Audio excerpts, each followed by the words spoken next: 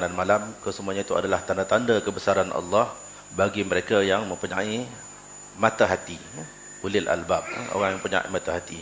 Bukan sekadar akal fikiran, tetapi mempunyai mata hati untuk bertanya, apakah benda ini sia-sia? Siapakah ulil albab ini? Allazina yazkurunallaha qiyaman wa qu'udan wa 'ala junubihim wa yatafakkarun. Iaitu orang yang sentiasa memikir tentang Allah, ingat kepada Allah Subhanahu wa taala, sama ada duduknya, berdirinya, baringnya, dalam keadaan sekalipun, maka yang penting baginya ialah zikrullah. Maka dengan itu asas kepada penciptaan langit dan bumi ini adalah untuk memberi kita ingat kepada Allah. Kalau boleh kita katakan bahawasanya Allah itu mempunyai Asma'ullahul Husna yang 99 yang kita tahu lebih banyak, 99 yang telah diajarkan kepada kita. Kita percaya ini semua. Bagaimana kita nak kenal 99 nama Allah itu? Salah satu caranya ialah melalui reflection daripada creation yang ada ini, ciptaan dia yang ada ini. Maka ciptaan itu adalah mengandungi tajalliyat Asma'ul Husna. Ini dibahas begitu panjang oleh Al-Imam Badi'uz Zaman Sa'id Nursi, yang mengatakan bahawasanya kesemua yang ada di muka bumi ini bukan sahaja cakrawala, bahkan diri kita, wa fi anfusikum sanurihim ayatina fil afaqi wa fi anfusihim hatta yatabayyana lahum annahu al-haq.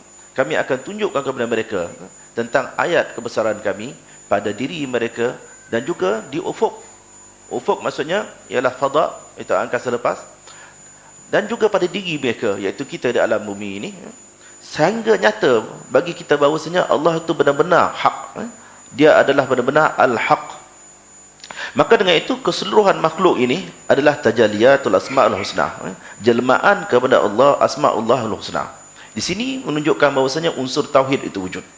Tadi Surah Azlan dah cerita tentang unsur syar'i, unsur syarak, unsur fiqhnya.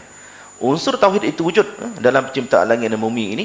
Setiap kali kita melihat saja, dia membawa kepada tasbih dan tahmid dan takbir. Dan itulah tugas kita yang sebenar. Wa ma khalaqtul jinna wal insa illa liya'budun itu.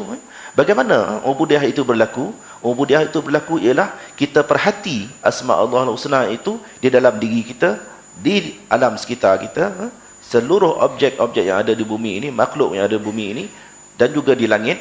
Kemudian kita ambil ke semua asma' itu, kembalikan kepada dia. Saya ingat mungkin ungkapannya agak falsafah, tapi inilah yang dibahaskan oleh Al-Imam Badi'uz Zaman Sa'id Nursi begitu panjang lebar. Bahawasanya kita menerima Asma'ullahul Husna itu pada diri kita. Contohnya ialah Al-Jamal, cantik.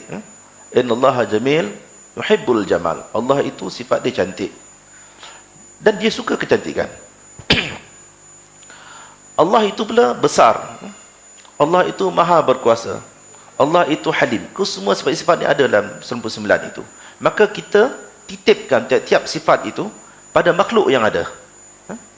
Kalau kita katakan cantik, kita lihat alam semesta, bila kita cerap, kita dapat lihat bagaimana rupa corona pada matahari. Solar activity ada tompok hitam, kecantikan itu. Matahari yang bercahaya itu ada tompok hitam, 1, 2, 3. Kalau dibilang lebih banyak daripada itu, sampai 26. Anda dapat melihat dengan mata kasar 26 pun ada. Jadi tompok-tompok hitam itu sama macam muka manusia. Yang cantik itu kalau ada 2 tai lalat, nampak cantik. Jadi jamal itu wujud. Kita juga dapat melihat nebula yang ada di langit. Kesemua itu adalah jamal, kecantikan itu. Jadi kecantikan ini perlu dikembalikan kepada Allah. Kalau kita lihat ada kuasa pada diri kita, maka kekuasaan kita itu adalah kekuasaan Allah. Kembalikan kuasa itu kepada Allah. Sehingga ke tahap akhir, ke dalam akidah kita ni ialah kita merasakan diri kita tidak punya apa pun. Tak ada apa-apa dah yang kita miliki. Bermakna kita telah pun sampai ke tahap akidah yang sebenar. Tapi kalau kita masih merasakan kita ada sesuatu, sifat Allah yang ada pada kita, kita miliki. Dan kita enggan untuk memberikan sifat Allah itu kembali, bermakna kita telah pun tidak mencapai tahap tauhid yang sebenar. Contohnya Al-Hayy, hidup. Bila kita lihat angkasa lepas, keadaan pergerakan yang cukup dinamik, pergerakan yang cukup teliti, rapi, tersusun, munazzam, sistematik, maka kita kata alam ini hidup.